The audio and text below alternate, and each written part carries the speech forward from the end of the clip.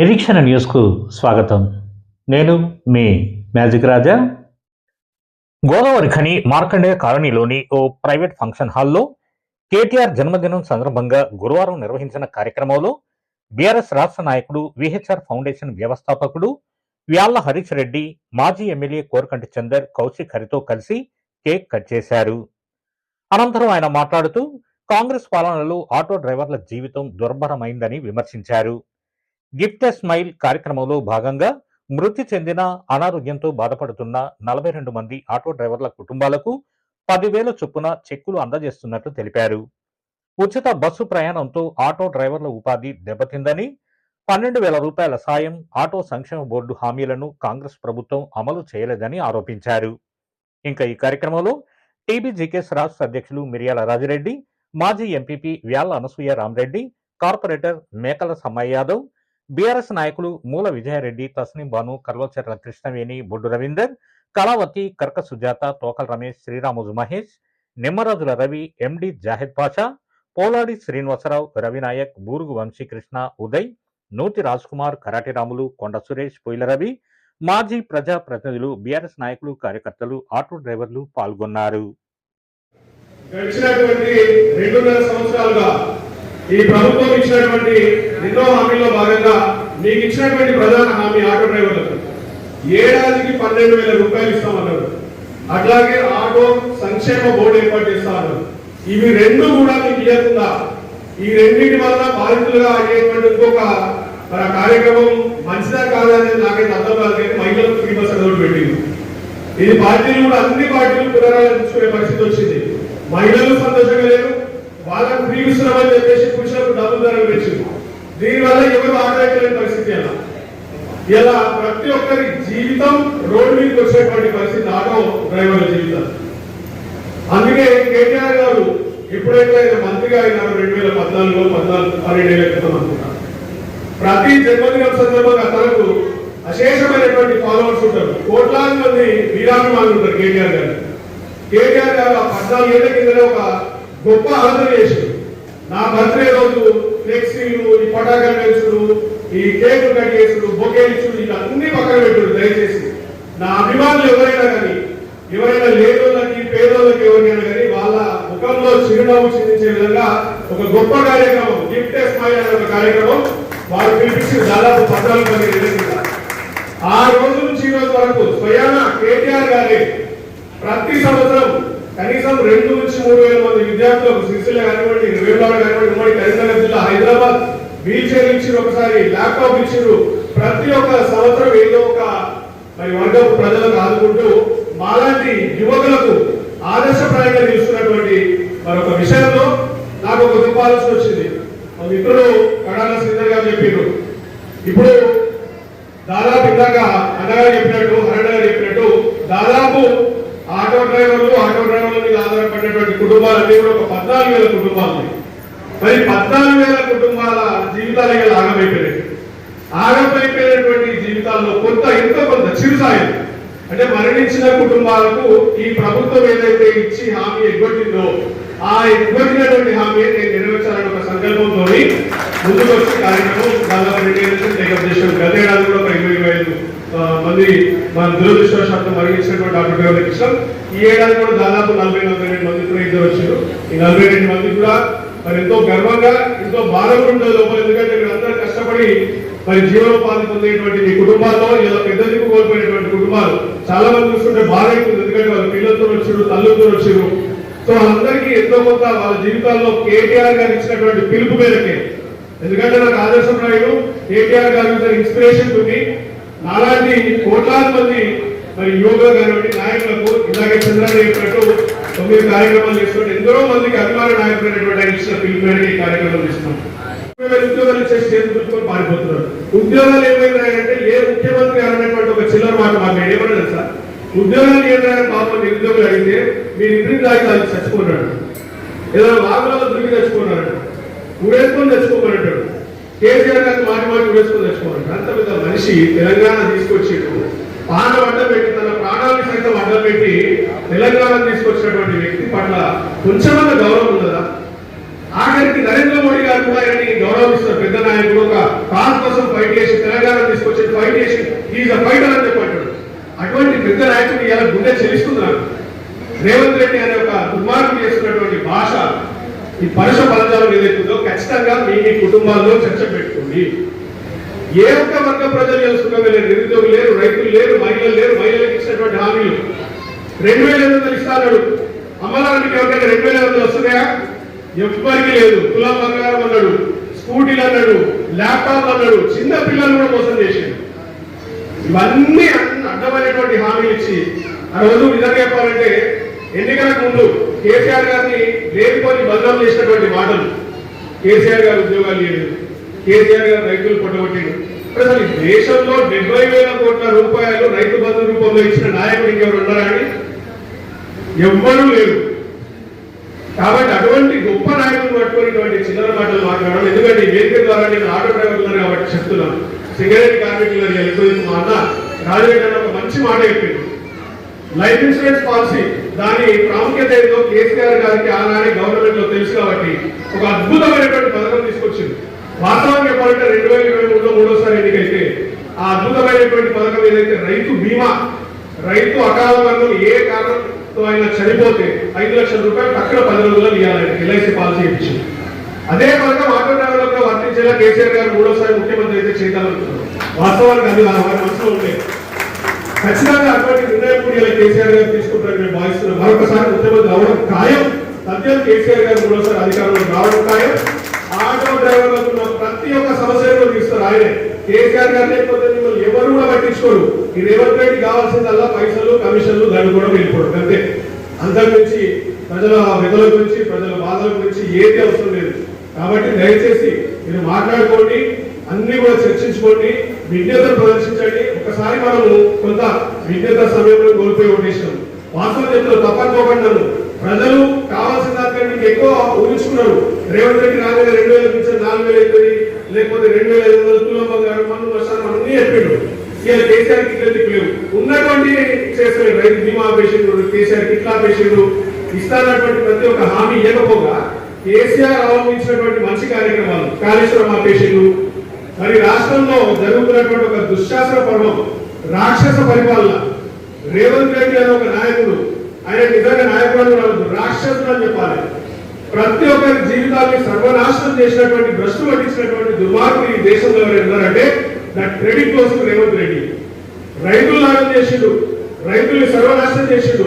ఆఖరికి వాళ్ళ పంటలకు నీళ్లు కావాలంటే మనకు గోదావరి దూరంలో కాళేశ్వరం ప్రాజెక్టు ఉంటే కన్నెపల్లి పంపోలు ఆన్ చేయకుండా ఇలా రిజర్వాయర్ అన్ని కూడా ఇరాలను తప్పించే విధంగా చేసిండు. ఆయన ఒక్కటే ఒక కోరిక, కేసీఆర్ గారిని బదనాం చేయాలి, కేసీఆర్ గారిని తిట్టాలి. ఇట్లా మైకెల పడితే మనందరూ ఏం మాట్లాడతాం? ప్రజలకు మంచి చేయాలి, ప్రజలకు ఏదో ఒక సంక్షేమ పథకం తీసుకోవాలని మాట్లాడతాం. లేదా ఇప్పుడు మాట్లాడుతున్న అందరం కూడా ఏమనుకుంటాం? మీకు ఏదైనా సాయం చేయాలనుకుంటాం. రేవంత్ రెడ్డి అనే ఒక దుర్మార్గుడికి ఏమనిపిస్తుంది తెలుసా? మైకి కనబడితే పూలగా వస్తుంది. పూలగా వచ్చి పిచ్చోళ్ళలాగా కేసీఆర్ గారిని తిట్టాడు, కేటీఆర్ గారిని తిట్టాడు. ఇది పద్ధతేనా? ఇలా కేటీఆర్ గారి పేరు చెప్తే నాలాంటి కోట్లాది మంది భక్తులకు, ఫాలోవర్స్ అందరూ కూడా 2 మంది మరి 2 మంది పేదవాళ్ళకి సాయం చేస్తున్నాము. అటువంటి వ్యక్తులను ఇలా తిట్టడం సమంజసమా? నువ్వు ఇచ్చినటువంటి హామీ నెరవేర్చగా బాబు అని అంటే వాళ్ళని పేరు తీసి వెళ్ళు వేసుకుంటా, వాళ్ళ లాగులో తొందరలు చూపిస్తాను. నీచాతి నీచమైనటువంటి భాష, చిల్లర భాష. దేశంలో నాకు తెలిసి బహుశా ఏ ముఖ్యమంత్రి మాట్లాడరు. చిన్న చోట మోట నాయకులు మాట్లాడినట్టు ఒక అర్థం ఉండాలి. అదే స్టేజ్ ఎక్కితే వాళ్ళు పూలకు వచ్చిన లాగా మాట్లాడతారు. ఈ విషయం మీ అందరి దగ్గరికి ఎందుకు చెప్తున్నామంటే ఇలా ఆటోలు దాదాపు ఇందాకే మీ జేఏసీ అధ్యక్షులు చెప్పినట్టు దాదాపు 7.5 లక్షల మంది కుటుంబాలు ఆటోల మీద జీవితం ఆధారపడినటువంటి కుటుంబాలు. మీరందరూ కూడా మీ ఇళ్లలో పోయినాక దయచేసి ఈ రేవంత్ రెడ్డి చేస్తున్నటువంటి దుశ్శాసన పరిపాలన గురించి చర్చించుకోండి. ఏ ఒక్క వర్గాన్ని ఏదైనా పట్టించుకోలే. నిన్నగానే విషయం నిరుద్యోగులకు ఇందాక ప్రెస్ మీట్ పెట్టాము. చంద్రబాబు ధైర్యాన్ని నింపేటువంటి కార్యక్రమానికి శ్రీకారం చుట్టినటువంటి సోదరులు పూర్వకంగా ఈ సందర్భంగా అభినందనలు తెలియజేస్తూ కార్యక్రమ సమాజంలో ఆపదలో ఉన్నటువంటి వాళ్లకు ఆదుకోవడం కోసం ముందుకు వచ్చేటువంటి నాయకులు కేటీ రామారావు గారిని ఇలా తెలంగాణ యావత్తు సమాజంగా ప్రతి ఒక్కరు కూడా మా భావితరం తెలంగాణ నాయకుడు కేటీ రామన్న అని చెప్పేసి ఇలా కోరుకుంటున్నటువంటి నేపథ్యంలో బీఆర్ఎస్ పార్టీ అంటే ప్రజలకు భరోసాను కల్పించేటువంటి పార్టీ. బీఆర్ఎస్ పార్టీ నాయకత్వం అంటే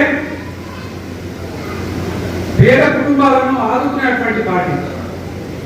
ఇలా అమెరికాలో ఉండి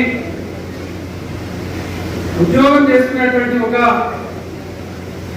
బాలు హరీష్ రెడ్డి గారు బీఆర్ఎస్ పార్టీ నాయకత్వంలోకి వచ్చిన తర్వాత కేసీఆర్ గారి నాయకత్వంలో తెలంగాణ రాష్ట్రంలో ఎవరికి కూడా కష్టాలు లేవు. ఇలా కష్టాలు ఉన్నటువంటి వాళ్లకు ప్రభుత్వం లేకుండా మేము ఆర్థిక పరంగా రియాచార్ ఫౌండేషన్ నుంచి సహాయం అందిస్తామని చెప్పేసి గొప్ప కార్యక్రమాన్ని ఈరోజు చేయడం జరుగుతూ ఉంది. నిజంగా బీఆర్ఎస్ పార్టీలో మా కేసీఆర్ గారు కేటీ రామారావు గారు చెప్పినటువంటి పరిపాలనలో భాగంగానే ప్రజలకు ధైర్యాన్ని నింపడం, ప్రజలకు అండగా ఉండడం, కష్టాలలో ఉన్నటువంటి వాళ్ళను కాపాడుకోవడం, ఇది బీఆర్ఎస్ పార్టీ నాయకత్వం నేర్పినటువంటి ఒక గొప్ప అంశం. దానికి అనుగుణంగానే ఇలా అధికారం లేకున్నా కూడా కష్టాలలో ఉన్నటువంటి ఎవరినైనా కూడా ఆదుకునేటువంటి కార్యాచరణ బీఆర్ఎస్ పార్టీ నాయకత్వం రామగుండం నియోజకవర్గంలో చేస్తా ఉన్నది. ఈరోజు అధికారం వచ్చి 2.5 ఏళ్ళు కలిసిన తర్వాత ఇప్పటి వరకు ఎవరిని కూడా ఆదుకున్నటువంటి పాపాలు పోలేదు. మనం చాలా మంది నాయకులను చూస్తా ఉన్నాం, గతంలో చూసినా ఇప్పుడు చూస్తా ఉన్నాం. అధికారం ఉంటే ఇంకా ఎక్కువ సహాయం చేయాలి, అధికారం లేకుండా కూడా సహాయం చేస్తేనే నాయకుడు అంటే. కానీ ఇలా గోదావరి కనిలో ప్రత్యేకంగా ఆటో డ్రైవర్లు అందరూ కూడా ఇలా ఈ ప్రభుత్వం నుంచి వెళ్ళి మాకు ఏ సహాయం అందుతుంది, మా పరిస్థితి ఏంటి అని చెప్పేసి ఇలా చేతులు ముందుకు చాసి ఇలా వేడుకుంటున్నటువంటి సందర్భంలో కూడా రోడ్డు మీద ఉన్నటువంటి కుటుంబాలను ముఖం కూడా చూడడం లేదు. మరి ఇంకా వాళ్ళను హరిగోస పెడుతున్నటువంటి ఈ రోజు ఉన్నటువంటి ఈ యొక్క నేపథ్యంలోనే కేసీఆర్ గారి నాయకత్వంలో పనిచేస్తున్నటువంటి మీరు కేటీఆర్ గారి జన్మదినం సందర్భంగా, జన్మదినం అంటే జనరల్ గా కేకులు కట్ చేసి ఫ్లెక్సీలు పెట్టుకొని రకరకాలైనటువంటి కార్యక్రమాలు చేస్తారు. మా కేటీఆర్ గారు మాకు చెప్పింది ఒకటే, పేదల కుటుంబాలలో చిరునవ్వులు చూసేటువంటి కార్యక్రమాన్ని చేయాలి, పేదల కుటుంబాలలో ఒక వెలుగు నింపేటువంటి కార్యక్రమాలు చేయాలి.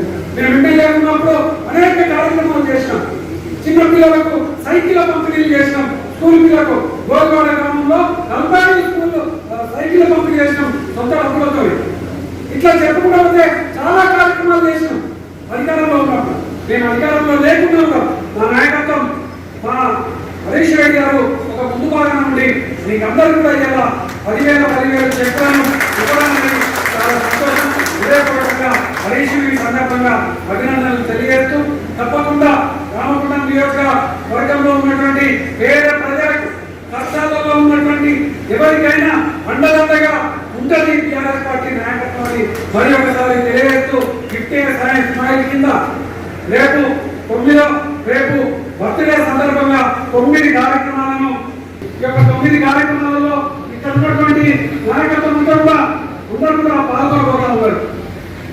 ఈ యొక్క కార్యక్రమాలను మనము ప్రత్యేకంగా ఈ యొక్క రామగుండం నియోజకవర్గంలో ఉన్నటువంటి వివిధ ఏరియాలలో ఉన్నటువంటి నాయకులు, ఉన్నటువంటి నాయకులు మేమందరం కూడా మాక్సిమం ఈ ప్రోగ్రాంలలో పాల్గొంటాం.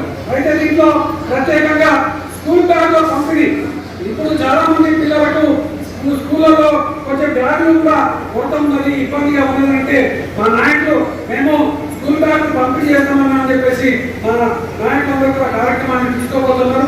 ఆ యొక్క కార్యక్రమము ఇట్టే స్థాయి కింద రేపు ఆ కార్యక్రమం ఉన్నది. మా నాయకులందరూ కూడా మేము పాల్గొంటాం. అదేవిధంగా ఈశ్వర కృప వృద్ధాశ్రమంలో వృద్ధులు ఉన్నారు, వాళ్ళందరికీ కూడా చీరలు మరియు అన్నదాన కార్యక్రమం కూడా ఇక్కడ ఉన్నారు. అదేవిధంగా గ్రీన్ ఇండియా ఛాలెంజ్ పేరు కింద మొక్కలు నాటేటువంటి కార్యక్రమం, అదేవిధంగా పవిత్రాశ్రమంలో కూడా కార్యక్రమం, స్ట్రీట్ పాయింటర్స్ కు అదేవిధంగా గోడుగులు పంపిణీ చేసేటువంటి కార్యక్రమం, క్రీడా స్వచ్ఛంద సేవ సంస్థ నిర్వహించే చేసేటువంటి కార్యక్రమాలలో వాళ్ళకు చేసేటువంటి ఎవరైతే డయాలసిస్ పేషెంట్లకు మనము 500 రూపాయలు వాళ్ళకు నిర్వహిస్తా ఉన్నారు. రేపు కొంతమందికి ఇలా పిహెచ్ఆర్ ఫౌండేషన్ కింద కూడా వారికి కూడా కొంతమందికి కార్యక్రమానికి 500 చొప్పున కొంతమందికి ఇవ్వాలి. కేటీఆర్ గారి జన్మదినం సందర్భంగా ఈ యొక్క కార్యక్రమం నుంచి ప్రారంభమై రేపు మధ్యాహ్నం వరకు ఈ యొక్క కార్యక్రమాలు ఉంటాయని కూడా ఈ సందర్భంగా తెలియజేస్తూ ఆటో డ్రైవర్ మిత్రులకు ధైర్యాన్ని భరోసాను బీఆర్ఎస్ పార్టీ నాయకత్వం కేటీఆర్ గారు బలపరిచని చెప్పుకుంటూ ఉన్నారు. జేసీ నాయకత్వంలో రవికుమార్ గారు అనేక కార్యక్రమాలను చేస్తా ఉన్నారు. వారికి అందరికండగా బీఆర్ఎస్ పార్టీ నాయకత్వంలో కూడా ఉంటుందని మరొకసారి తెలియజేస్తూ ఈ కార్యక్రమం కార్యక్రమాలు తీసుకుంటా ఉన్నారు. అందరికి సహాయం చేస్తా ఉన్నారు. అదేవిధంగా ఈరోజు కూడా ఒక 40 మంది కుటుంబాలకు సహాయం చేయడం కోసం జన్మదినం సందర్భంగా పెట్టడం జరిగింది. మంచి గొప్ప కార్యక్రమం.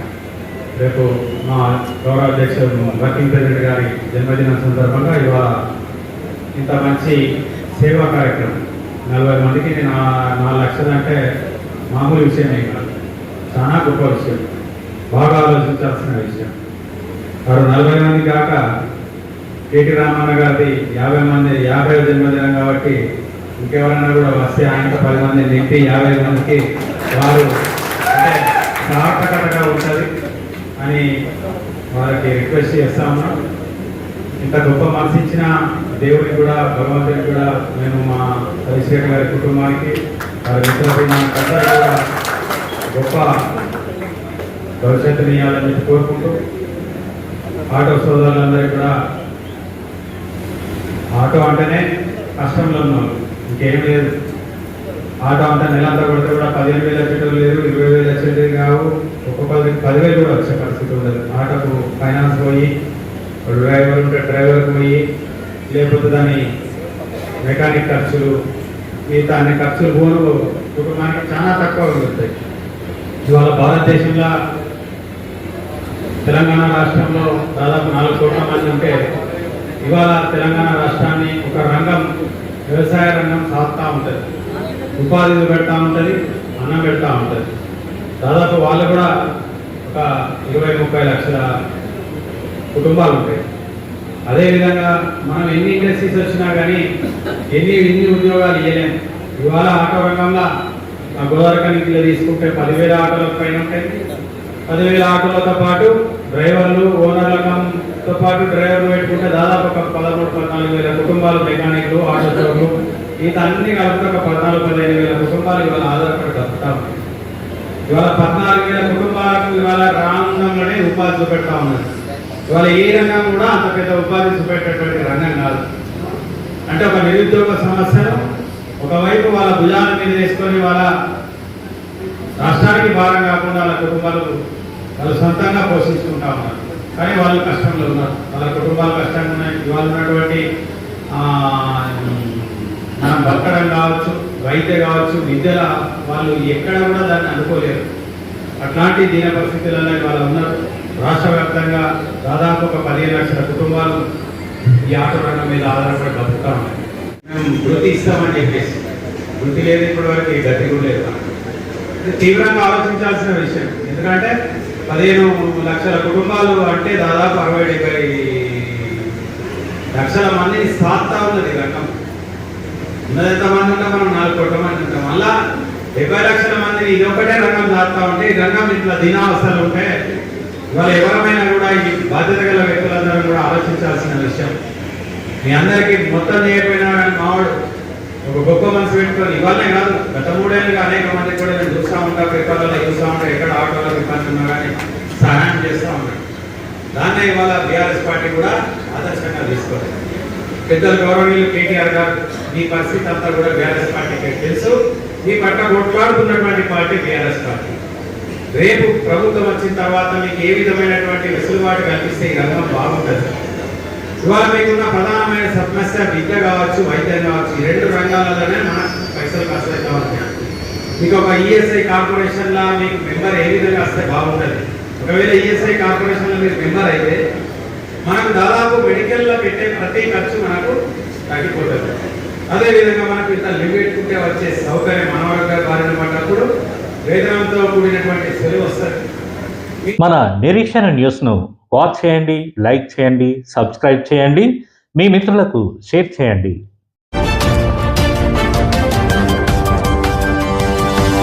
Audio Jungle.